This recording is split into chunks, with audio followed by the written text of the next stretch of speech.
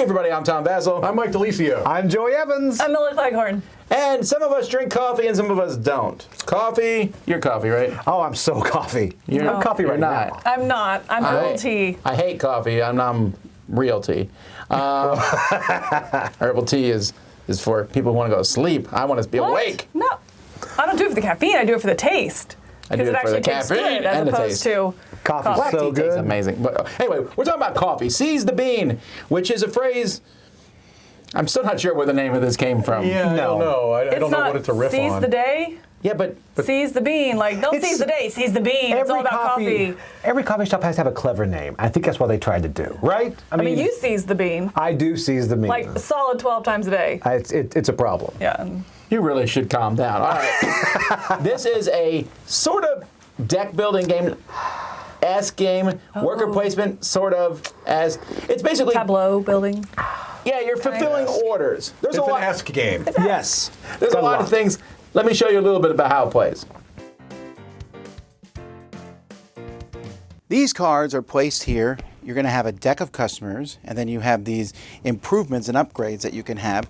There's a card that matches each different group. So this is the cyclists, and this tells you the special abilities and the things that you will find on these different customers.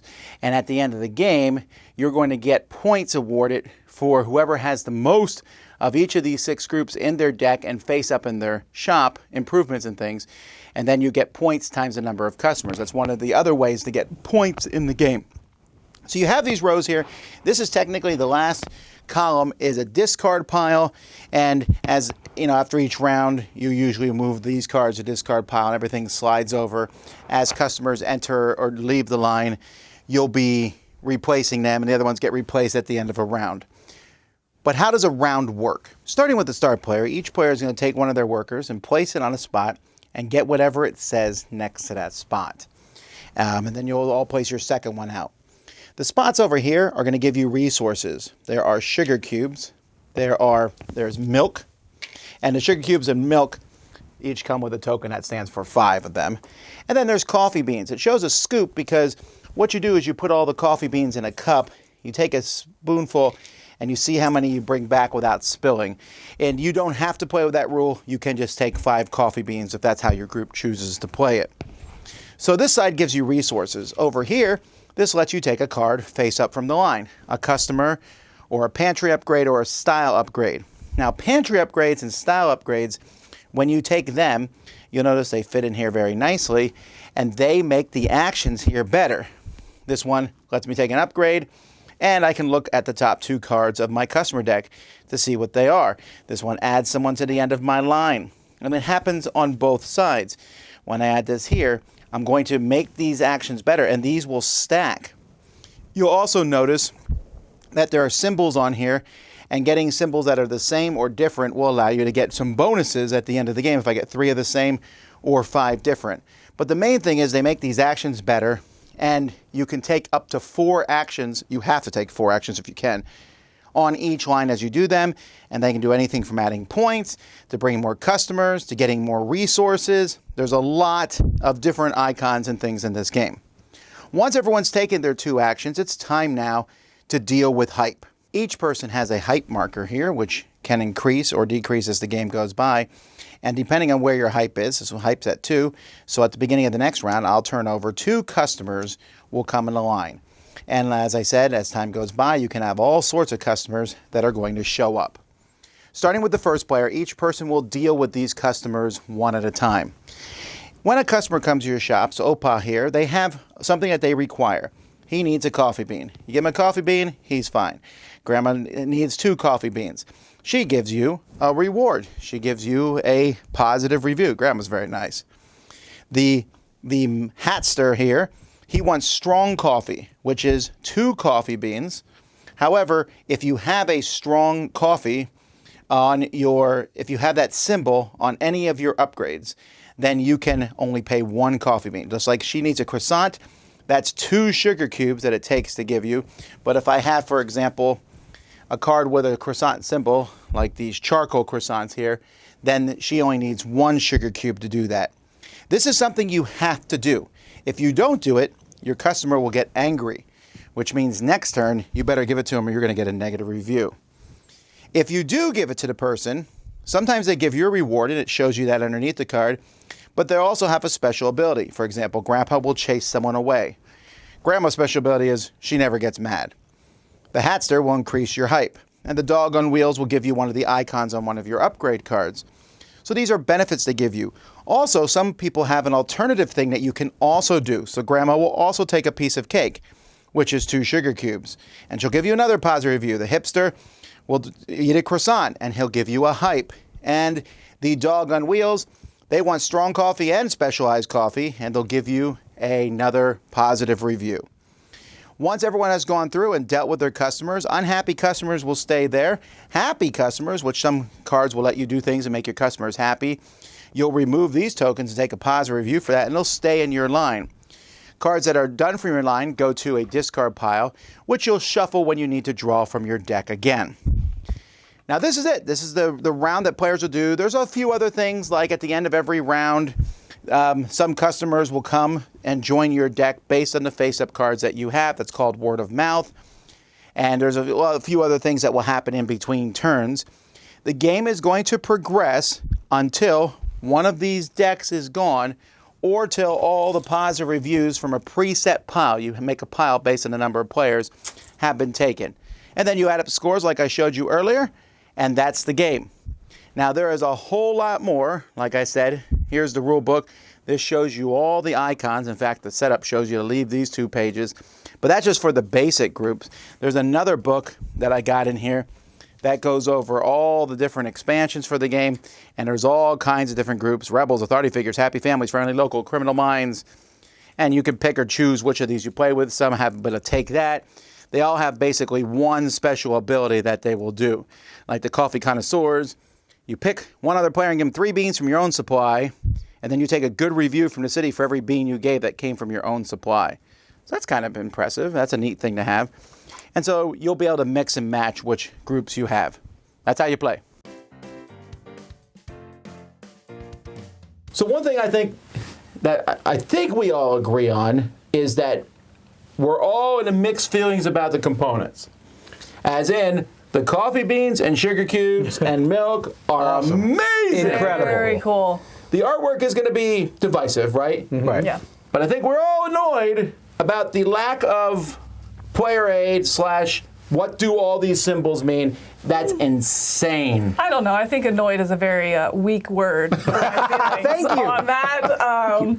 It is enraging. Like, it makes no sense because I feel like there's no there's no player aid, right? Mm-hmm. And so you don't have that base to start on. But then I also feel like there's not consistency through it, because a coffee bean means 1 bean, but if this cup of coffee means 2, but if you have a symbol, it's -1. It's like, it's just, there's not. Feels like there should be something easier than that. Right. Then show me 2 coffee beans. I don't need another symbol to complicate it. Well, yes, but then if you get the 2 coffee beans, I understand why they didn't do 2 coffee beans, because I disagree. They did I that. don't want that. Do that on a few, also, right? you don't use 2 sugar cubes to make a croissant. I'm just saying. No, that's not what a croissant that is. was Yeah, right. or a donut. Well, no, that might be more the case. I think I can see that. Yeah, croissant and donuts are not interchangeable. That was the biggest problem with it. Well, and 2, if you have 2 donuts up in your tableau that you've built, your upgraded thing, that doesn't count for both of the sugar that you need on the fulfilling order. I wish it did. I wish that. Right, that they stack. Yeah, there's a lot of inconsistencies. Yes. You know, when you play games, you have a lot of kind of mental framework that you're drawing from, right? Some past context that you use. This game does not rely on any standard conventions at all That's in true. graphic design. I think that is the issue, is that, you know, whether fair or not, as a gamer, you come to a game with some ideas of this is usually how these things are handled. At almost every turn, we're like, oh, wait, why is it doing it this way? And almost every game like this I've played, it handles it in a much more elegant way. And the only reason I think that we're spending this much time talking about it is that I'm going to tell you right now, it was so distracting that it is affecting my score. Very much so. That alone is affecting my score. Here's what affects mine. It is the lack of player aids, because it slows down the first couple plays is checking on every single icon over and over and over, and that's exhausting. Because when you get a game, you want to introduce people to it, but then half the time is just looking things up.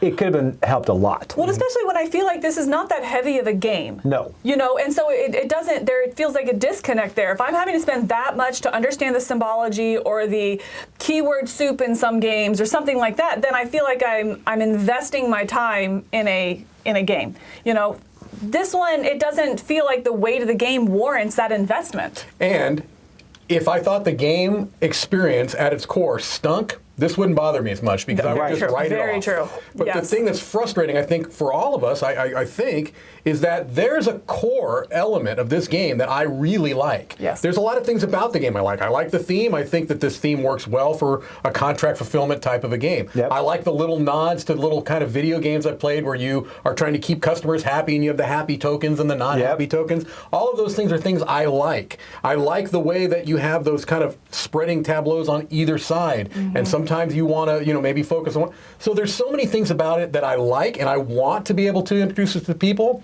but it's incomprehensible with some of the symbology. Right. No, I wanted to just quick jump before we keep bashing on him for a while.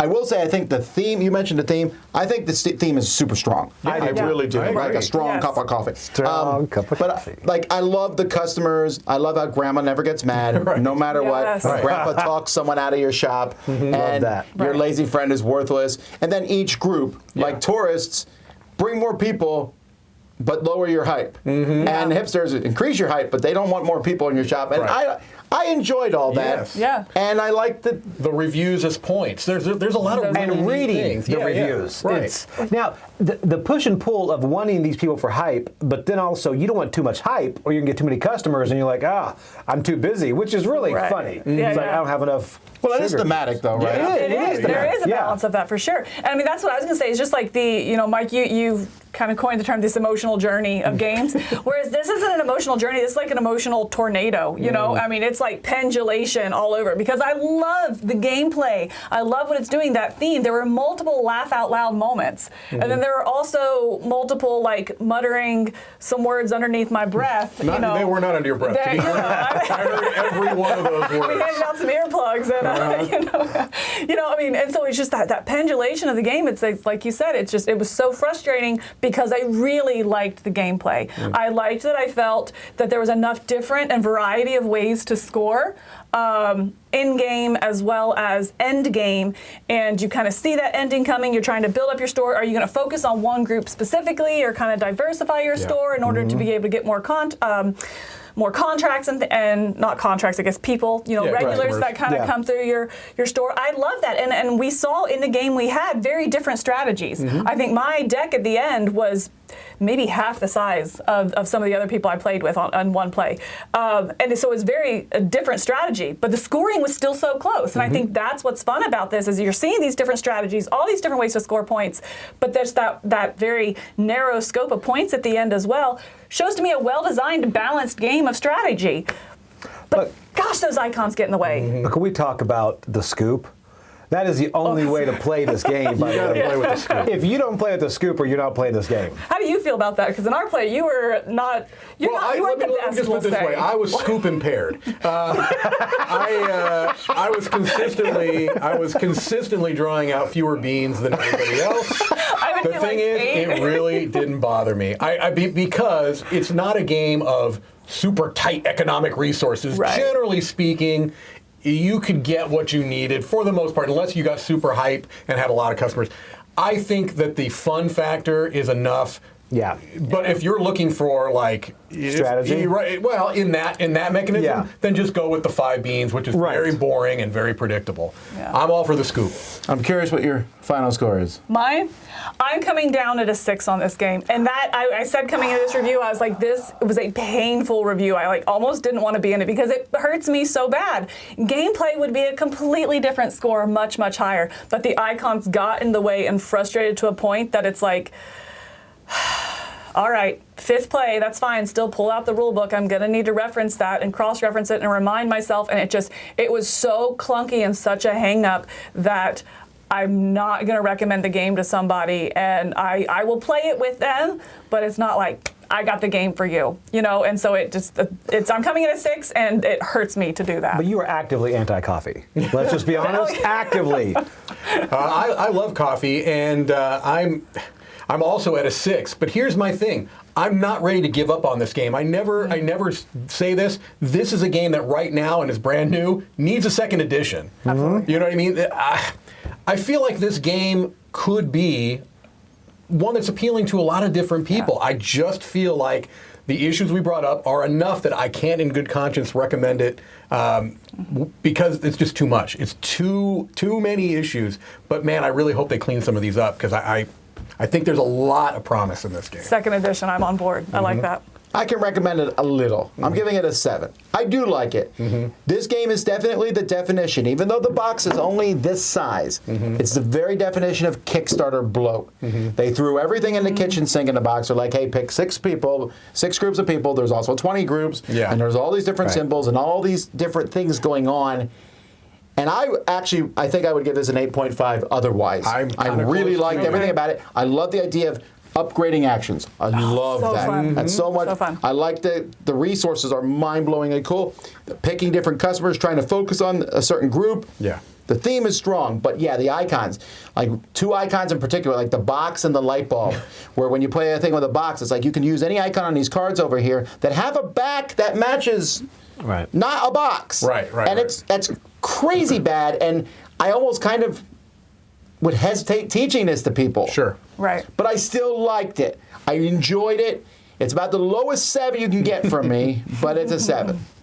I would give it a 7.5, honestly, because here's what I got. After playing the game, if a game makes me just want to run it back and play it again, which I did with this. There was a lot of laughing. It was fun to read the reviews. Staying power, I don't know how much it has. I think it's a really fun experience. The lack of player aids did hinder the first play, and so many different icons that are similar. But it's a fun game, and it's funny seeing people like, I think I played with Tom, where he got overhyped and had so many customers. I'm like, well, how's this going to work out? It's a lot of anger. And it's really fun to see that back and forth. And the components are great. Just the sugar cubes are, and I thought they were real beans at first. They're great. Who's to say they're not? That's Have true. you tried brewing them yet? I have. Oh, well. Then So you can't That's why I say gave it a fair. 7.5. Terrible coffee. That's Great right. game. Alrighty, folks. Well, there you go. That's Seize the Bean. Thanks for watching. I'm Tom Vassell. I'm Mike DeLisio. I'm Joey Evans. I'm Milla Cleghorn. Coffee break.